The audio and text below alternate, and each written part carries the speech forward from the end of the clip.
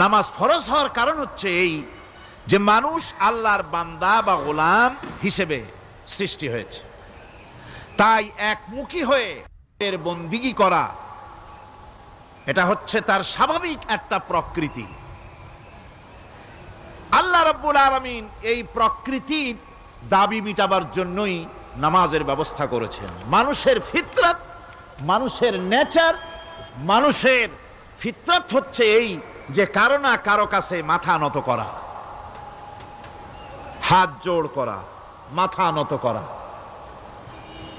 সার্বভৌমত্বের মালিক কাউকে মনে করা। হাত জোড় করতে হলে, মাথা নত করতে হলে, সার্বভৌমত্বের মালিক হিসেবে কাউকে গ্রহণ করতে হলে আল্লাহর বিকল্প কেউ আছে নাকি? ইসলামের মূল দাওয়াতটা হলো ফিতরাত অনুযায়ী দাওয়াত দেওয়া হয়েছে, মানুষ যেন মাথা নত করে, গোলামি করে।